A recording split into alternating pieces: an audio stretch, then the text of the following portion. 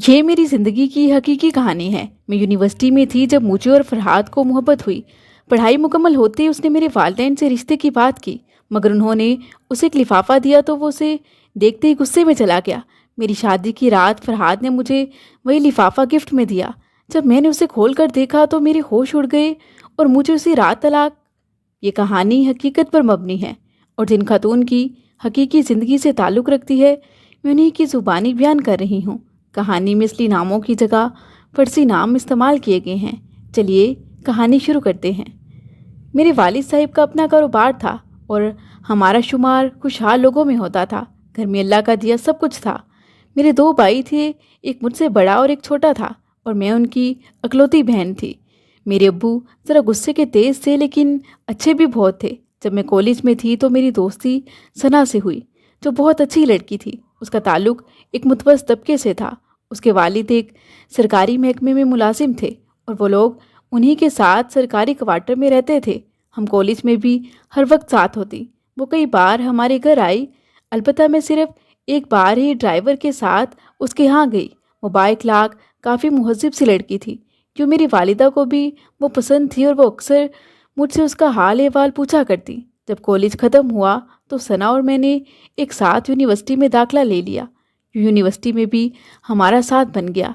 एक रोज़ जब हम दूसरी क्लास लेकर बाहर ग्राउंड में आए तो बातों के दौरान उसने मुझे बताया कि उसके अब्बू किसी काम के सिलसिले में उनके आबाई शहर गए हुए हैं, इसलिए आज वो उसे लेने नहीं आएंगे। क्लासेस ख़त्म होते ही जब हम यूनिवर्सिटी गेट की तरफ जा रहे थे तो अचानक मेरे जहन में आया और मैं उससे पूछने लगी, सना, तुमने बताया था कि आज तुम्हारे अब्बू तुम्हें लेने नहीं आएंगे, तो फिर तुम कैसे जाओगी? आओ मेरे साथ आ जाओ, मैं ड्राइवर को बता दूंगी, वो तुम्हें तुम्हारे घर छोड़ता जाएगा। इस पर वो कहने लगी, नहीं, आज मेरा कज़न फरहाद भाई मुझे लेने आएगा। अब्बू को चूँकि वहाँ एक हफ़्ता लग जाएगा, इसलिए वो ये ड्यूटी मेरे कज़न पर लगा कर गए हैं। जब हम गेट से बाहर निकली तो मामूल के मुताबिक वहाँ मोटरसाइकिलों और बसों का एक हजूम था।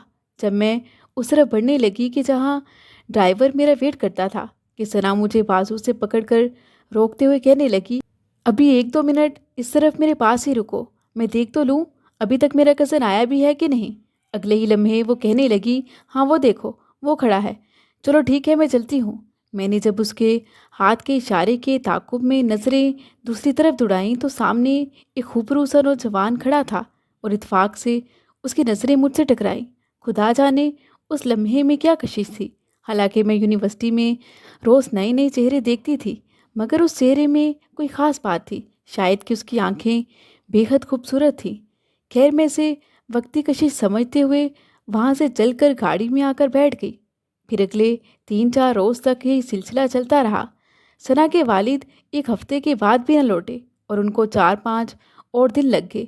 यूँ उसका कज़न ही उसे छोड़ने और ले जाने लगा। न जाने क्यों अब मेरे दिल को एक अजीब सी बेचैनी लगी थी। मुझे जैसे उसकी एक झलक देखने का इंतज़ार रहता और घर जाकर दिल बेचैन सा रहता। उसके अब्बू वापस आ गए और सना फिर से उनके साथ जाने लगी, मगर मेरा दिल अब जैसे किसी और का हो चुका था। मैं बहाने बहाने से सना से उसके कज़न का जिक्र करती। उन दिनों मैं अजीब सी उलझन का शिकार थी। दिल चाहता था कि बस उसकी एक और झलक देखने को मिल जाए। एक रोज़ जब हम दोनों कैंटीन में बैठी थी कि सना मुझसे कहने लगी, कल फरहाद भाई हमारे घर आए थे, तुम्हारे बारे में भी पूछ रहे थे। मैंने जल्दी से कहा, क्या पूछ रहे थे? मेरा चेहरा जैसे सुर्ख हो गया था। वो कहने लगी, यही कि तुम्हारा नाम और तुम कहाँ रहती हो वगैरह वगैरह, और इसके अलावा उसने 2-3 बातें और कहीं और फिर साथ ही मुस्कुरा दी। उस रोज़ यूनिवर्सिटी में जैसे मेरे दिल की कलियां महक रही थी। मुझे यूँ महसूस हुआ जैसे वो भी मेरे लिए वैसे ही जज्बात रखता है जैसे कि मैं रखती थी। 3 माह बीत गए। इस दौरान वो 2 बार सना को लेने आया। यूँ मेरे और फरहाद के जज्बात को जैसे सना अच्छे से भांप चुकी थी। बलाखिर एक रोज़ उसने मुझे बताया कि मेरा कज़न फरहाद भाई तुम्हें बहुत चाहने लगा है। कल वो इतवार को हमारे घर आया था। जब उसने मुझे अपनी दिली कैफियत से आगाह किया, उसने ये भी कहा है कि मैं इसका इजहार तुमसे करूं, ताकि उसे मालूम हो सके कि क्या तुम भी उसके बारे में वैसा ही सोचती हो कि जैसे वो सोचता है। फिर हमारे दरमियान राब्ते का एक सिलसिला चल निकला और हम रोज़ फ़ोन पर बातें करते। ज़िंदगी बहुत सुकून से गुजर रही थी। جب ہم نے گریجویشن مکمل کر لی تو میں گھر میں بیٹھ گئی۔ ثنا کے بھی ابو کا تبادلہ ہو گیا اور وہ لوگ سیالکوٹ چلے گئے۔ گھر میں اب میں سارا دن ناولوں یا کتابوں میں گھسی رہتی، اور رات جب سب سو جاتے، فرحاد بھی اپنی جاب سے آ چکا ہوتا تو ہم فون پر باتیں کرتے۔ یہی بس میری زندگی تھی۔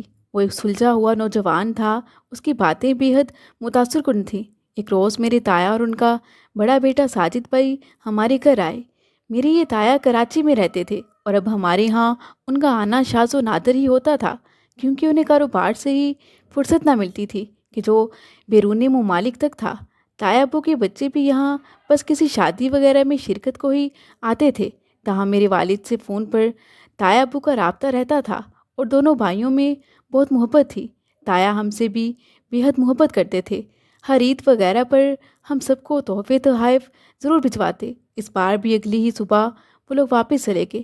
ان کے جانے کے بعد ابو نے مجھے بتایا کہ ان کا اور ان کے بھائی کا شروع سے ہی ارادہ تھا کہ رملہ کا رشتہ بھائی کے چھوٹے بیٹے احسن سے کریں گے، اور اب بھائی صاحب اس سلسلے میں مجھ سے باقاعدہ بات کرنے آئے تھے۔ بھلا مجھے کیا اعتراض ہو سکتا تھا اگر بیٹی اتنے اچھے گھر میں بیاہی جائے؟ بس میں نے بھائی صاحب سے بات پکی کر لی ہے۔ اس بات سے گھر میں سبھی خوش تھے، صرف میرے تایا ہم سے کہیں زیادہ خوشحال تھے، اور پورے خاندان میں ان کا ایک اچھا نام تھا۔ اسی لیے میرے والدین اور بھائی بھی خوش تھے کہ میں اچھے گھر بیاہی جاؤں گی۔ یہ سب سن کر میں پریشان ہوگی۔ میں نے امی ابو سے اتنا ضرور کہا کہ آپ لوگوں نے مجھ سے پوچھا بھی نہیں۔ اس پر ابو کہنے لگے کہ مجھے یقین تھا کہ تمہیں میرے فیصلے پر کوئی اعتراض نہ ہوگا۔ جس طرح اچھی بیٹیوں کی طرح تم آج تک میری ہر بات مانتی آئی ہو، اب بھی میرے فیصلے پر راضی ہوگی۔ اور احسن جیسے لڑکے کے رشتے پر اعتراض کا تو کوئی جواز ہو بھی نہیں سکتا۔ اگلے 3-4 روز میں بے حد پریشان تھی۔ جانتی تھی کہ فرحاد معمولی ملازمت پر ہے۔ احسن اور فرحاد کے اسٹیٹس میں زمین آسمان کا فرق ہے، اور ابو فرحاد کے لیے کبھی نہیں مانیں گے۔ پھر بھی سوچا کہ کیوں نہ امی سے بات کروں، یا پھر کسی بہانے فرحاد کا امی ابو سے تعارف کرا دوں، کیا پتہ کوئی سبب بن جائے۔ میں نے امی کو اس کے بارے میں بتایا اور کہا کہ میں ثنا کے کزن کو پسند کرتی ہوں۔ امی نے مجھ سے اس کے بارے میں ساری تفصیل پوچھی تو وہ کہنے لگیں، احسن اس لڑکے سے 1000 گنا بہتر ہے، اور اپنے باپ کے غصے کو جانتی ہو نا، تمہارے ابو کبھی نہیں مانیں گے۔ اور سب سے بڑی بات کہ تم نے پہلے ہمیں کیوں نہ بتایا۔ قصہ مختصر کہ میں نے امی کو کافی منایا کہ وہ ایک بار فرحاد سے ملے، ہو سکتا ہے وہ انہیں بہت پسند آئے، اور پھر وہ ابو کو منا لیں۔ میں نے ان سے کہا کہ کیوں نہ ہم اسے کسی بہانے، مثلاً ثنا کے ساتھ اس کے کزن کے طور پر گھر بلا لیں۔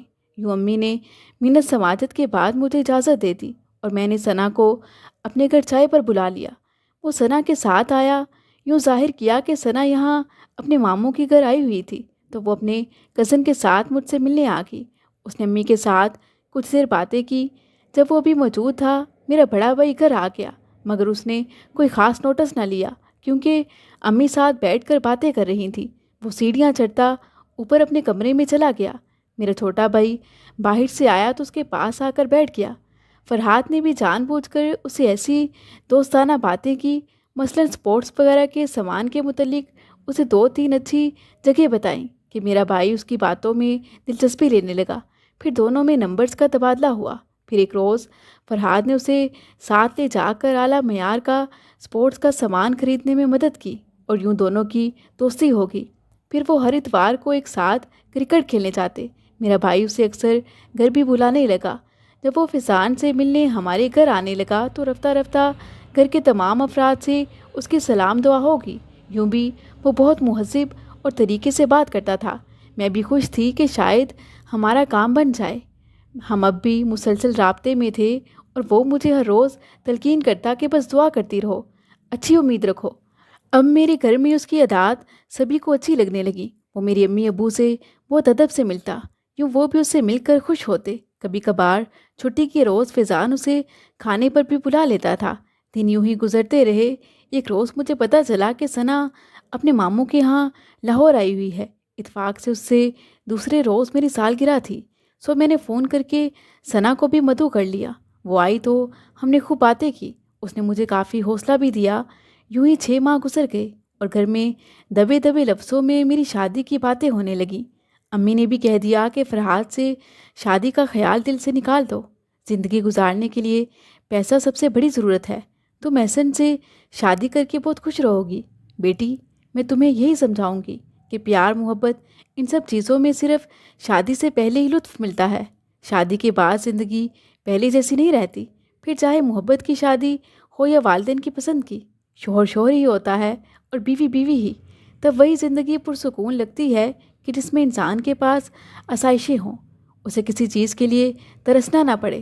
فرحات سے شادی کر کے تم ان آسائشوں سے محروم ہو جاؤ گی، اس لیے بہتر یہی ہے کہ تم احسن سے شادی کر لو اور فرحات کے بارے میں اپنے باپ سے کوئی بھی بات نہ کرو، کیونکہ وہ بھی تمہارے بھلے کے لیے ہی یہ سب کچھ کر رہے ہیں۔ وہ فرحات سے تمہاری شادی کے لیے نہیں مانیں گے، اس لیے ان سے بات کر کے ان کی نظروں سے اپنی عزت مت گھٹاؤ۔ انہیں صاف اندازہ ہو جائے گا کہ فرحات اسی مقصد کے لیے یہاں آتا ہے اور وہ اسے دھکے دے کر باہر کریں گے۔ سوچو پھر وہ تمہارے بارے میں بھلا کیا سوچیں گے۔ ان دنوں میرے دل کی عجیب کیفیت تھی۔ سچ تو یہ تھا کہ جس روز میری اس سے فون پر بات نہ ہوتی، لگتا تھا کہ میں اس کے بغیر ادھوری ہوں۔ رفتہ رفتہ میری بے کلی بڑھتی گئی، رات کو نیند نہ آتی اور دن کا چین بھی کھو کر رہ گیا تھا۔ اب جب فون کی گھنٹی بجتی تو جیسے فرحات کے انتظار کی اذیت ختم ہو جاتی، مگر دل نہ جانے خوف سے دھڑکنے لگتا۔ وہ مجھے تسلیاں دیتا اور پھر وہی ہوا کہ جس کا ڈر تھا۔ دنیا کے سارے خدشے قدموں میں پامال کر کے سارے بندھن توڑ کر ہم ملنے لگے۔ میں کسی بہانے گھر سے نکل جاتی، پھر ہم دو گھڑی کو کسی پارک یا نزدیکی ریسٹورنٹ میں مل بیٹھتے۔ ایک روز میں نے امی سے بہانہ کیا کہ میں سارا کے گھر جا رہی ہوں، اس کی سالگرہ ہے، جب پارٹی ختم ہو جائے گی تو وہ مجھے گھر ڈراپ کر دے گی۔ ابو کو مجھ پر اعتماد تھا اور بھائی ان کی وجہ سے کچھ نہیں کہتے تھے۔ اس روز جب میں اسے ملنے پارک گئی، وہاں رش وغیرہ نہیں تھا، ہم بے فکری سے بینچ پر بیٹھ کر باتیں کر رہے تھے۔ ہمیں خبر نہ تھی کہ آج کی ملاقات ہماری شامت کا موجب بنے گی۔ اتفاق کہ میرا بھائی بھی نہ جانے کیسے اپنے دوستوں کے ہمراہ وہاں آیا تھا۔ اس نے مجھے فرحات کے ساتھ دیکھ لیا۔ مجھے اور فرحات کو اس بارے کچھ علم نہ تھا۔ اس نے وہاں تو مجھے کچھ نہ کہا کہ اس کے دوست ساتھ تھے، مگر فوراً گھر پہنچ کر امی سے پوچھا کہ رملہ کہاں ہے۔ امی اس کے تیور دیکھ چکی تھی، پھر کہنے لگی وہ اپنی سہیلی کی سالگرہ میں گئی ہے۔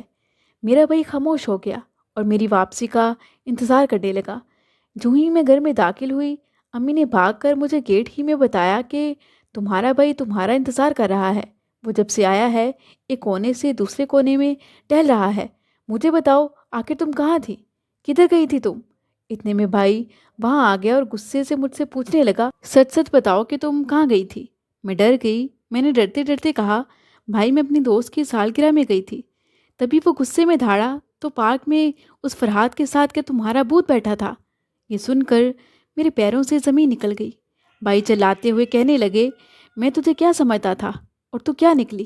اس کے بعد میں کچھ نہ بول سکی اور رونے لگی۔ امی مجھے اپنے کمرے میں لے گئی اور کہنے لگی، سچ سچ بتاؤ آخر کیا بات ہے، کیا تم واقعی اس سے ملنے گئی تھی؟ ارے اپنے ہاتھوں اپنی عزت کا جنازہ نکلوا لیا۔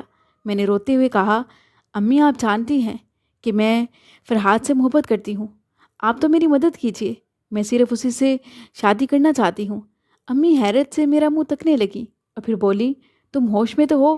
کتنا سمجھایا تھا تمہیں، پھر وہی باتیں؟ ہم تمہیں اندھے کنویں میں گرنے نہیں دے سکتے۔ تجھے خود کا خیال نہیں، لیکن ہمیں تمہارا ہے۔ کیا بتائیں گے ہم لوگوں کو اپنے داماد کے بارے؟ کیا تمہیں زندگی کا ساتھی چننے کو یہ مفلس ہی ملا تھا، جبکہ تمہارا رشتہ ایک اعلیٰ خاندان میں ہو چکا ہے؟ آخر کیوں تمہیں اپنے مستقبل اور ہماری عزت کا کچھ خیال نہیں ہے؟ اگر تمہارے ابو کو تمہاری اس سے ملاقاتوں کا پتہ چل گیا تو وہ تمہارا اور اس کا دونوں کا بہت برا حال کریں گے۔ امی دیر تک مجھے سمجھاتی رہیں، مگر میری عقل کے دروازے بند ہو چکے تھے۔ میں بس روئے جا رہی تھی اور ان کی کوئی بھی بات نہیں سمجھ پا رہی تھی۔ رات جب وہ سو گئیں، میں نے فرحات کو فون کیا اور تمام احوال کہہ سنایا۔ وہ بھی کہنے لگا، اب یہ جدائی ہم مزید نہیں سہیں گے۔ تم جانتی ہو کہ میرے گھر والوں نے بھی میرا رشتہ میری کزن سے کیا تھا، مگر میں نے تمہاری خاطر ٹھکرا دیا۔ اب تو کوئی میرے رشتے کی بات تک نہیں کرتا، کیونکہ میرے سارے خاندان کو علم ہے کہ میں صرف تمہیں اپنا جیون ساتھی بنانا چاہتا ہوں۔ इधर मैं मज़ीद अम्मी के पीछे पड़ गई कि या तो मुझे खुद अब्बू से बात करने दें या फिर आप करें। जब मैं किसी सूरत ना मानी तो अम्मी ने तंग आकर अब्बू को बता दिया कि तुम्हारी बेटी अपनी पसंद की शादी करना चाहती है, और वो भी उस क्लर्क से। ये सुनकर मेरे वालिद को जैसे धचका लगा कि वो क्या सोचकर बैठे थे कि उनकी फर्माबरदार बेटी को उनके फैसले पर कोई एतराज़ नहीं है। उनका चेहरा गुस्से से सुर्ख हो गया। तब अम्मी ने समझाया कि हौसले से काम लें, ये बेटी का मामला है, ऐसे गुस्सा मत करो, इस तरह तो हालात और ख़राब हो जाएंगे, आप उसे प्यार से समझाओ। अब्बू ने 3 रोज़ मुझसे बात ना की। उसके बाद मुझे काफ़ी प्यार से समझाया कि बेटी, वो लड़का तुम्हें कभी खुश नहीं रख पाएगा, हम उनके घर वालों को भी नहीं जानते, और यकीनन वो लड़का भी अच्छा बनने की एक्टिंग कर रहा है। उसका सारा खेल तो मैं समझ गया हूँ। उसके घर वाले भी क्या पता कैसे लोग हैं। आजकल जैसे हालात हैं, बेटियों के वालिदैन अनजान लोगों में रिश्ता करने से डरते हैं, जबकि एहसन तुम्हारा तायाजाद है। हमने जहाँ तुम्हारा रिश्ता किया है वहाँ तुम ज़्यादा सुखी रहोगी।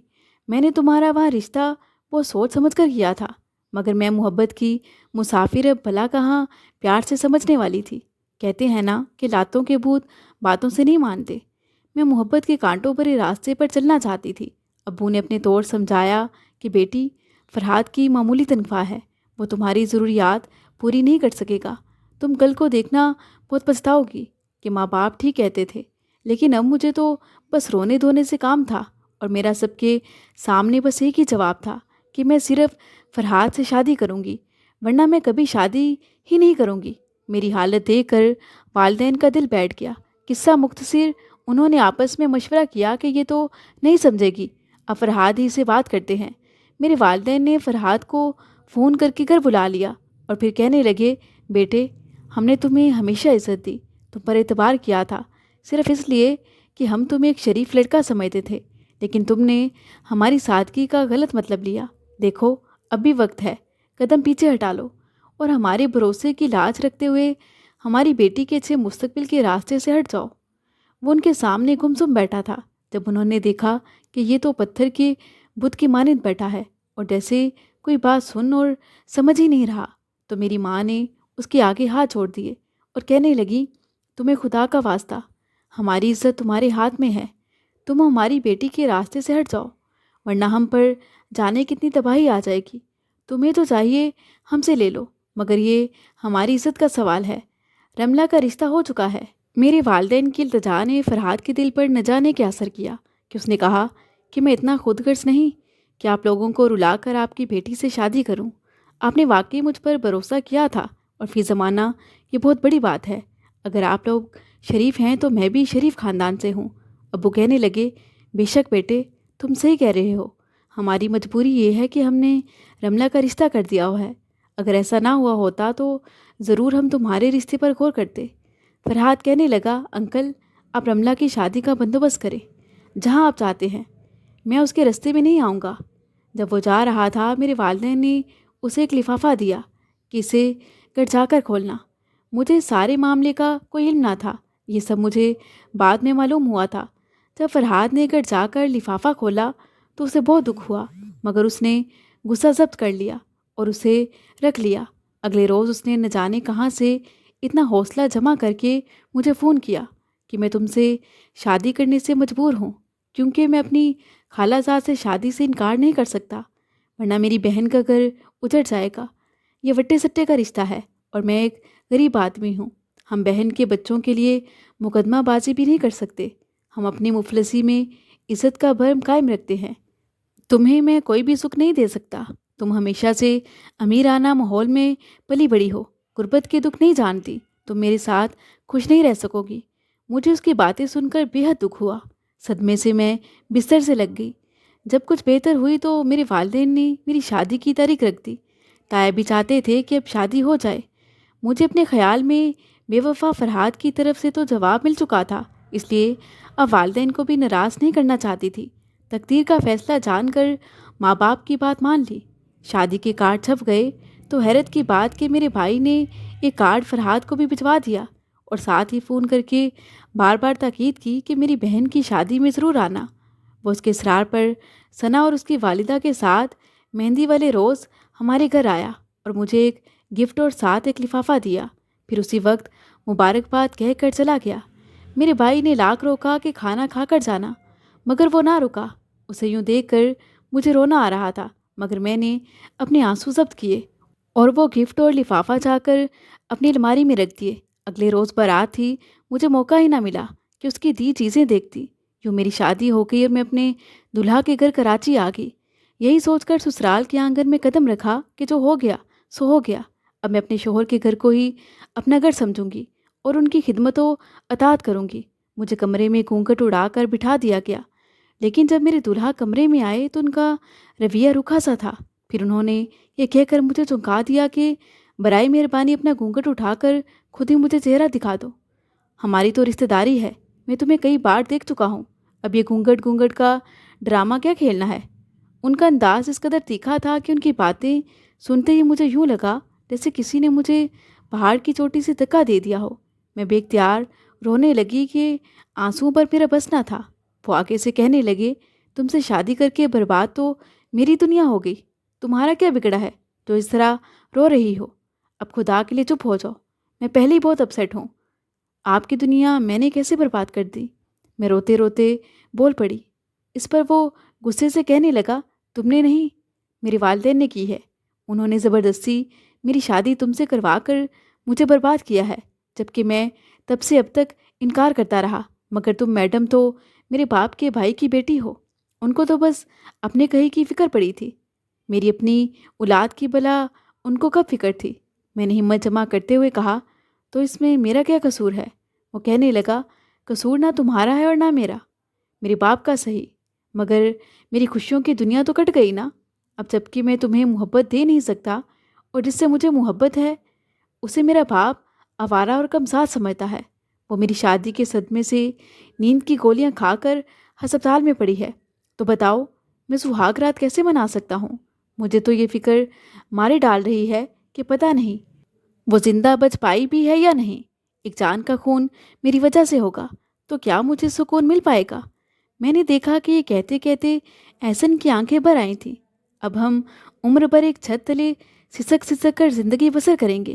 میرے باپ کو اس لڑکی سے میری شادی منظور نہیں تھی کہ انہیں اپنے اچھے خاندان کی بہو لانی تھی۔ مجھے دھمکیاں دے کر تم سے شادی کروا دی۔ پھر وہ ایک سر داہ بھر کر کہنے لگا، کاش تمہیں شادی کے لیے کوئی دوسرا مل جاتا تو میں اس قید سے آزاد ہو جاتا۔ شادی کی پہلی رات میرے ٹوٹے ہوئے دل نے اپنے دلہا کے منہ سے ایسے کڑوے بول سنے تو اور زیادہ ٹوٹ پھوٹ گئی۔ جب میں نے نظریں اٹھا کر دیکھا تو کانپ گئی۔ انہوں نے الماری سے شراب کی بوتل نکالی اور گلاس میں ڈال کر گھونٹ گھونٹ حلق سے اتار رہے تھے۔ ذرا دیر بعد وہ لڑکھڑاتے ہوئے میری جانب آئے اور بیڈ پر بیٹھنے کی صحیح میں لڑک کر نیچے گر گئے۔ میں گھبرا کر اٹھی، ان کو سہارا دے کر اٹھایا اور بیڈ پر لٹا دیا۔ چند لمحوں میں ہی وہ سدھ بدھ کھو کر نیند کی آغوش میں جا چکے تھے۔ ان کو خبر نہ رہی کہ وہ رات میں نے کس طرح روتے اور سسکتے گزاری۔ والدین اور سسر ساس کی عزت کا خیال کرتے ہوئے میں نے یہ بات کسی پر آشکار نہ کی اور ازدواجی زندگی کو خوشی سے گزارنے کی کوشش کی۔ مگر جب میکی گئی اور میں نے اپنی الماری کھول کر فرحات کے دیے تحفے نکالے تو حیران رہ گئی۔ گفٹ کھول کر دیکھا تو اس میں ایک خوبصورت سی گھڑی تھی، مگر جب لفافہ کھولا تو دیکھا کہ اس میں 10 لاکھ کا چیک تھا۔ میرے ابو نے اسے 10 لاکھ کا چیک دیا جو اس نے مجھے واپس کیا تھا۔ ساتھ ایک خط موجود تھا جس میں لکھا تھا کہ میں غریب صحیح مگر لالچی نہیں ہوں، لہٰذا یہ چیک واپس کر رہا ہوں۔ مجھے اس روز ہی اسے کھول کر وہ دکھ ہوا تھا کہ انہوں نے مجھے کس قدر گرا ہوا ثابت کیا تھا۔ تم اس کو میری طرف سے شادی کا تحفہ سمجھ کر رکھ لینا اور اگر مناسب نہ سمجھو تو اپنے والد کو واپس کر دینا۔ میں تمہارے والدین کی خوشی کی خاطر تمہارے رستے سے ہٹ رہا ہوں، میری دعا ہے کہ تم سدا خوش رہو۔ میں وہ خط پڑھ کر بہت روئی۔ یہ کیسا زندگی کا کھیل تھا کہ پہلے مجھ سے میری چاہت چھینی گئی اور پھر شوہر ایسا ملا جو کسی اور سے چاہت رکھتا تھا۔ اگلے روز میں نے اپنی والدہ سے نہ صرف اپنے دلہا کا تمام احوال کہہ دیا بلکہ ان سے رو رو کر گلہ بھی کیا کہ انہوں نے اپنے کیے ہوئے رشتے کو بچانے اور آسائشیں دیکھتے دیکھتے میری خوشیاں ہی چھین لی اور مجھے ایسے انسان کے حوالے کر دیا کہ جو مجھ سے نہیں کسی اور سے محبت کرتا ہے۔ وجہ یہ تھی کہ احسن جس لڑکی سے محبت کرتا تھا وہ غریب خاندان سے تھی اور میں جس سے محبت کرتی تھی وہ بھی غریب گھر سے تھا۔ دو امیر خاندانوں نے اپنی انا کی جیت میں دو غریب خاندانوں کو ٹکرایا۔ حقائق معلوم ہونے پر میرے والدین کو بھی دکھ ہوا۔ وہ بہت پچھتاتے تھے، مگر اب دیر ہو چکی تھی۔ امی ابو نے یہی کہا کہ انہوں نے ایسا اس لیے کیا تھا کہ میں ایک خوشحال گھر کی بہو بنوں اور سکھی رہوں۔ میں نے ماں سے کہا کہ امی، سکھ تو نصیب سے ملتے ہیں، اس کا دولت سے کیا تعلق؟ فرحاد قریب صحیح، مگر مجھے یقین تھا کہ وہ مجھے بہت سکھ دے سکتا تھا۔ میں نے ان حالات میں بھی شادی کے مقدس بندھن کو نبھانے کی کوشش کی، مگر احسن نے مجھے کبھی دل سے بیوی قبول نہ کیا۔ آخرکار شادی کے 5 سال بعد جو ہی میرے سسر فوت ہوئے، اس نے اپنی آرزو پوری کی اور اپنی پسند کی لڑکی سے دوسری شادی کر کے مجھ سے بالکل ہی لا تعلق ہو گیا۔ یوں میری زندگی مفت میں تباہ ہوگی۔ ثنا سے معلوم ہوا تھا کہ میری شادی کے بعد فرحاد نے دوسرے شہر تبادلہ کروا لیا تھا۔ اس نے پھر کبھی مڑ کر نہ دیکھا اور نہ میرے بھائی ہی سے رابطہ رکھا۔ اس نے تو وعدہ میرے والدین سے کیا، اسے پورا کیا۔ اسے کیا خبر کہ میں تو بسنے سے پہلے ہی اجڑ گئی تھی۔ ثنا سے معلوم ہوا تھا کہ میری شادی کے 3 سال بعد اس کی شادی ہو گئی تھی۔